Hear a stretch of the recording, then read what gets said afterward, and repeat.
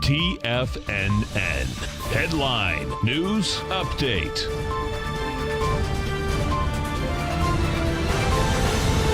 Good morning, everybody. I'm Tommy O'Brien, coming to you live from TFNN headquarters in Clearwater, Florida. It's August 29th, 9 a.m. Let's see what we have happening in the markets as we are lower this morning.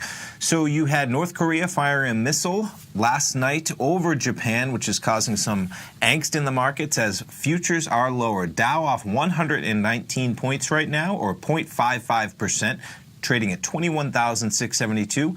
Looking at the NASDAQ off 51 points, or 0.9%, 0.9%, trading at 5793. And S&P futures currently off 15 points, or 0.6% at 2428. Jumping over to the VIX real quick, as we saw that missile kind of overnight go over Japan, and you have the president releasing a statement saying all options are on the table this morning, and so that causing some risk off. VIX volatility premium going up, that's for sure, reaching a high of 1434 right now. VIX trading at 1343. Let's jump over to that Nadex platform, see what we have happening in some of the other markets. So here's our NASDAQ. We'll start off with the S&P 500. Here's our S&P 500 September, and there's what happened when the news broke. As futures opened 6 o'clock, futures found out about that 6 o'clock. There's the drop-off as that news struck, coming from about 24.45, dropping down all the way to 24.25.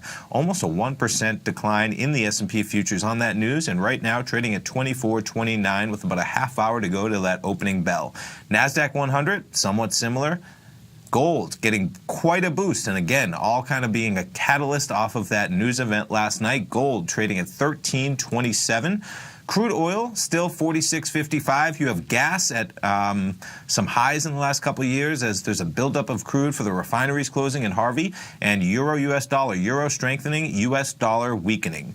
Other news that we have going on out there, fundamentally, you had Best Buy coming out, BBY, coming out with their earnings, and check this out. So they really crushed it. They really did. They came out and they had an adjusted quarterly profit of 69 cents per share, and they grew same-store sales at 5.5% versus just a 2% gain, traded up to 67, but man, oh man, not liking what's going on from the market there. And Finish Line, the retailer, came out and really cut their estimates.